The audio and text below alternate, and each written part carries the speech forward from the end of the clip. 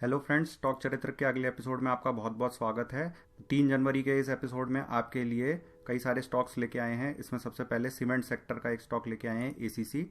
इसमें यदि हम देखेंगे, अगर आप 2 घंटे का चार्ट अभी लगाया है तो इसमें ये देखिएगा, नवंबर से थोड़ा पहले से स्टॉक एक रेंज में रहा है और उसके बाद आखिरी आखिरी फेजेस में जब ये स्टॉक की करेक्शन पूरी होने वाली थी उससे थोड़ा सा पहले ये देखिए तेज़ी से यहाँ पे आया, फिर एक बाउंस बैक जैसा सा लिया, उसके बाद और तेज़ी से नीचे आया और यहाँ पे इसने एक छोटी सी बॉटम बनाई और उसके बाद फिर यहाँ से गैप के साथ ये स्टॉक खुला और उसके बाद फिर एक रेंज में ट्रेड करने लगा।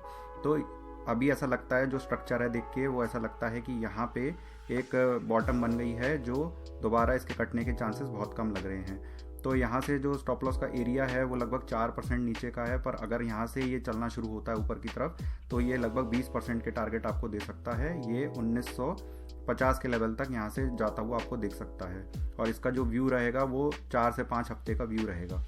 और जो सीमेंट स्पेस की और भी कई सारी कंपनियां हैं जिसमें लगभग सिमिलर चार्ट बन रहा है, तो ऐसा ही एक और जो स्टॉक है वो अंबुजा सीमेंट का निकाला है। अंबुजा में अगर आप देखेंगे तो ये अभी जो पीछे एसीसी का जो चार्ट दिखाया था उससे बिल्कुल मिलता जुलता, और आप ऐसा भी कह सकते हैं कॉपी पेस्ट जैसा सा लग रहा है। ये देखिएगा, जरा मैं आपको दोबारा दिखा देता हूँ। ये रहा एसीसी का चार्ट और ये रहा अंबुजा सीमेंट का चार्ट।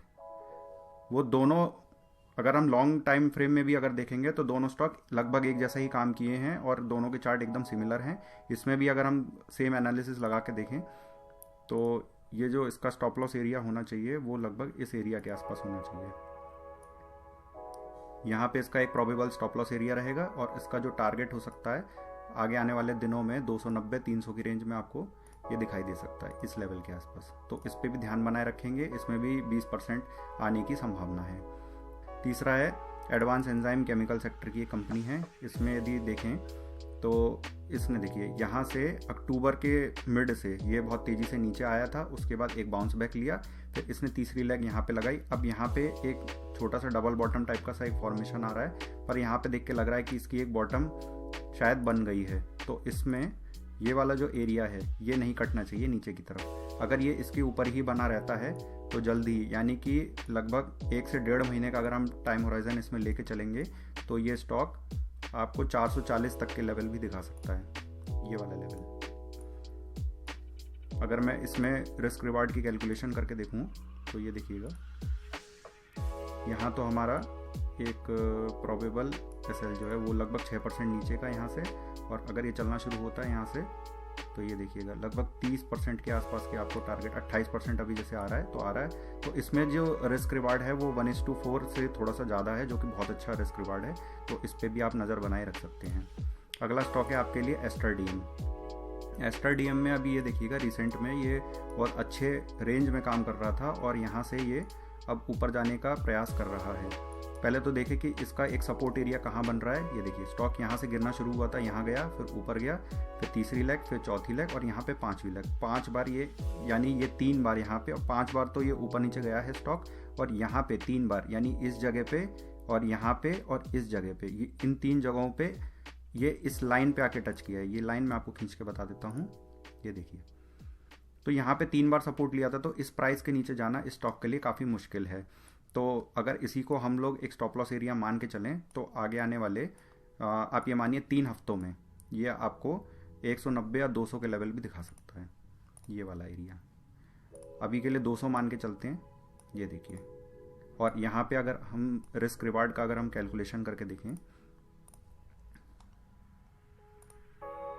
तो ये देखिए यहाँ से आपका रिस्क जो रहेगा लगभग 5-6% का, और अगर यहाँ से चाल मिलती है तो हमें वही 20% के लगभग की चाल मिलेगी। 1:3 का आपको इसमें रिस्क रिवार्ड मिलेगा। ऐसा नहीं है कि यहाँ टारगेट पे आके स्टॉक रुक जाएगा, पर यहाँ पे आके कुछ समय और बिताने की कोशिश करेगा, तब हम दोबारा एनालाइज करेंगे कि स्टॉक ऊपर जाने के लिए तैयार हो रहा है कि अभी उसको और समय लगेगा। तो अभी के लिए आप इस पर नज़र बनाए रख सकते हैं। अगला स्टॉक आपके लिए है सुप्रीम इंडस्ट्रीज़। सुप्रीम इंडस्ट्रीज़ के अब प्लास्टिक के चेयर, फर्नीचर और कई सारी चीज़ें जो हम हर घर में आपको देखने को मिलती है उसी से रिलेटेड कंपनी है। इसकी एक पीयर कंपनी और है नीलकमल के नाम से। और नीलकमल में भी अभी रिसेंट में ही बहुत बड़े टाइम फ्रेम का एक ब्रेकआउट आया है, उस पर हम बाद में एनालाइज करेंगे। पर अभी के लिए सुप्रीम इंडस्ट्रीज़ पे भी देख सकते हैं। अगर आपको इसमें शॉर्ट टर्म की एक कोई पोजीशन के बारे में अगर देखना है तो इसमें एक ये देखिएगा, यहाँ से स्टॉक पहले यहाँ से धीरे धीरे ऊपर गया, फिर उसी रफ्तार से धीरे धीरे नीचे आया।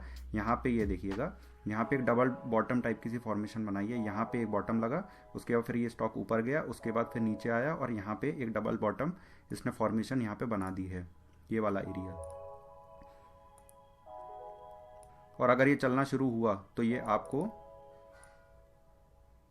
2100 तक के आपको लेवल दिखा सकता है। तो यहाँ से अगर हम रिस्क रिवार्ड अपना कैलकुलेट करके देखें, ये देखिए,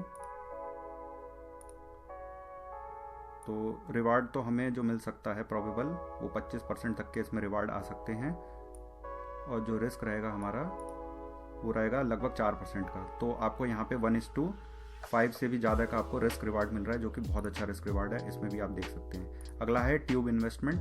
ट्यूब इन्वेस्टमेंट ने भी ऐसा लग रहा है कि अपनी एक बॉटम बना ली है। देखिए स्टॉक यहाँ पे तेज़ी से नीचे आया था और यहाँ आने के बाद फिर एक रेंज में काम कर रहा है और अभी ऐसा देख के लग रहा है कि यहाँ से किसी भी दिन तेज़ी से ऊपर जा सकता है।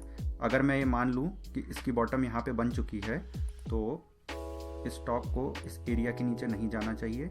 ये देखिएगा, यहाँ पे स्टॉक पहले जब सबसे पहले नीचे आया था तो भी यहाँ पे रुका था, फिर ऊपर आके जब नीचे आया तो भी फिर यहीं पे रुका, फिर देखिए फिर यहाँ पे रुका, फिर दोबारा यहीं पे रुक गया और अभी भी वहीं पर ही है। तो इसमें देखिएगा बस इतना सा छोटा सा इसमें एक स्टॉप लॉस लगा के अगर इसमें कोई राइड करने की कोशिश करता है तो ये देखिएगा ज़रा, इसका जो प्रोबेबल एरिया, जो टारगेट एरिया है वो इसमें 1000 रुपये तक के लेवल भी दिख सकते हैं। स्टॉक में रिस्क रिवार्ड कैलकुलेट करके देखते हैं। नीचे की साइड में ये वाला एरिया यानी कि लगभग 3% का आपका रिस्क, और यहाँ से अगर रिवार्ड आता है तो आपको 25% ऊपर के एरिया देखने को मिल सकते हैं। इसमें जो प्रोबेबल टाइम है वो 3 से 4 हफ्ते का इसमें समय लग सकता है और 1:6 का बहुत अच्छा रिस्क रिवार्ड रेशियो है। इसमें अगर आप देखना चाहें तो देख सकते हैं। ट्यूब इन्वेस्टमेंट के नाम से कंपनी है। उसके बाद अगला स्टॉक देखिएगा, अगला स्टॉक है महिंद्रा एंड महिंद्रा।